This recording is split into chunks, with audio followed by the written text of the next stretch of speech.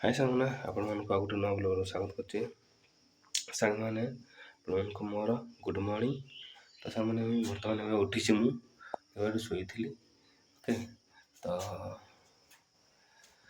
ଆମର ଏବେ କାଲି ଟିକେ ବର୍ଷା ହେଇଥିଲା ଦିନ ବେଳେ, ତ ଦେଖେଇଦେବି ଆପଣଙ୍କୁ ଭିୟୁଟା। ଓକେ, ସେଇଟା ଆମ ଗୋଡ଼ ସବୁ ସରିଯାଇଛି ହେଲା, କେତେ ସୁନ୍ଦର ଦେଖ।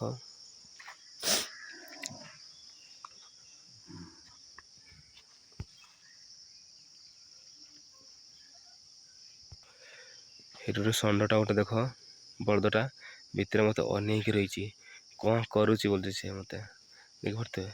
ସେ ଭିତରେ ଅଛି ବଳଦଟା, ଦେଖୁଛି ମୋତେ। ସାଙ୍ଗମାନେ ଏଇଟା କ'ଣ ଦେଖିଥିବେ, ଏଇଟା କ'ଣ ଦେଖିଥିବେ ଜାଣିପାରୁଥିବେ ନା? ଏଇଟା ହେଉଛି ଉଲ ଗଛ, ଉଲ ହେଲା, ଏଇଟା ହେଲା ଉଲ ଗଛ। ଏଠି ହେଉଛି ବାଇଗଣ ଗଛ ଲଗା ହେଇଛି, ଏଇଟା ଲଙ୍କା ଗଛ, ଏଇଟା ପୋଇ ଶାଗ ଲଗା ହେଇଛି ଦେଖ।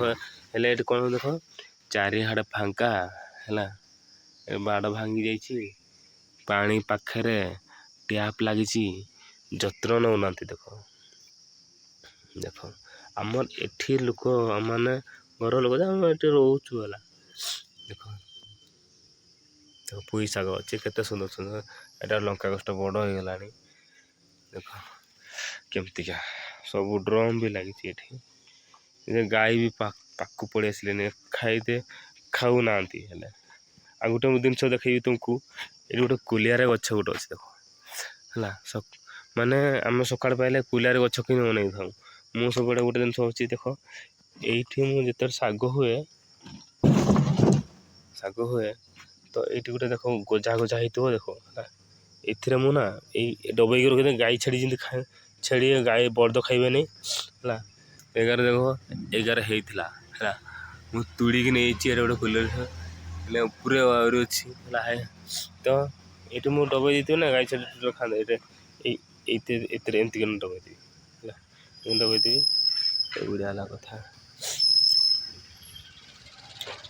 ତାରା ହେଇ ପଳେଇ ଆସିଲେନି କରିଥିବେ। ଦେଖୁଥିବେ ଆମ ରୋଡ଼ ସାଇଡ଼୍ରେ ଅଛି ଗୋଟେ ଆମ୍ବ ଗଛ ଗୋଟେ ଅଛି ଏଇଟା ହେଲା। ହଁ ଯାଉଛି ତ। କୋଉଠିକି? ହଁ ଯାଉଛି। ତାପରେ ଦେଖ ଆମର ଏଇଟା ଆମ୍ବ ପାଚିଲାନି ଦେଖ, ଆମ୍ବ ଏଇଟା ଆମେ କାଟିବୁ ହେଲା। ତାପରେ ଏ ପୁରା ଟାଙ୍କୁଟା ହେଉଛି ଛୋଟ, ହେଲେ ମାଂସର ବହୁତ ମୋଟା ଅଛି ହେଲା। ଆଉ ଗୋଟେ କୋଡ଼ିଏକି ରଖୁଛି, ବଳଦ ସବୁ ଖାଇଦେଲେ ହେଲା। ଏ ଆମ୍ବ ପଡ଼ିଥିଲା, ବଳଦ ସବୁ ଚରୁଛନ୍ତି ନା, ତ ଖାଇ ଦେଉଛନ୍ତି।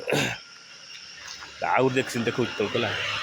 ଏଇ ଗଛରେ ଦେଖ ଆମ୍ବ, ଏଇଠି ଗୋଟେ ଏଇ ଆମ୍ବଟା ଏଇ ଗଛଟିର ଆମ୍ବଟା ପୁରା ସରିଯାଇଛି ହେଲା। ମୁଁ ଫାଷ୍ଟ ଓପନିଂ କରିଥିଲି ଏଇ ଗଛରୁ। ତାପରେ ଏଇ ଗଛଟା ପାଚୁଛି ନା, ପୁରା ବହୁତ ପାଚିଥିଲା, ପଡ଼ିଥିଲା ରାତିରେ ହେଲା। କାଲି ବର୍ଷା ହେଇଥିଲା ବହୁତ, ଆଉ ଦେଖିପାରୁଥିବେ ସବୁଆଡ଼େ ଏଇନା ବଳଦ ଖାଇ ଦେଇଛନ୍ତି ସବୁ। ନା କିଛି ନାହିଁ, ଏଇଟା ଗୋଟେ ବୋଧେ ଏଇଟା ଯେ ଏଇଟା ଖାସ୍ ଲାଗିବନି ହେଲା।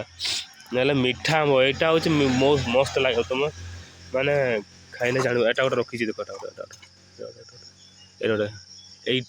ଏଇଟା ଆମ୍ବଟା ଏଇ ଗଛଟାର ଏଇଟା। ଆଉ ଏଇଟା ଯେଉଁଟା ଏଇ ଛୋଟ ଆମ୍ବଟା ଯେଉଁଟା ଏଇଟା ହେଲା। ଦେଖ ଆମ୍ବ ଜଣାପଡ଼ୁନି, ଦେଖ ଏ ଉପରେ ଅଛି, ଲେକିନ୍ କେମିତି ଗୋଟେ ଦେଖାଯାଉଛି ନା ତ ଏଇ ଗଛଟାର। ଆଉ ସେ ଭିତରେ ଗୋଟେ ଆମ୍ବ ଅଛି, କଲମି ଆମ୍ବ ଗଲା ତ କେତେ ମସ୍ତ ଲାଗେ ସେଗୁଡ଼ା, ଲାଗେନି ଦେଖ। ତ ସାଙ୍ଗମାନେ ଭିଡ଼ିଓଟି ଯଦି ଆପଣମାନଙ୍କୁ ଭଲ ଲାଗିଥିବ ତାହେଲେ ଲାଇକ୍ ସବସ୍କ୍ରାଇବ୍ ଜମା ଭୁଲିବେନି। ମୁଁ ଗୋଟେ ନୂଆ ଚ୍ୟାନେଲ୍ ଖୋଲିଛି, ତ ସପୋର୍ଟ କରିବେ ନା, ତ ନାହିଁ ଅନବ୍ଲକ୍ କରିଦେବେ ଆଉ। ଓକେ, ତ ରହିଲି, ଜୟ ଜଗନ୍ନାଥ।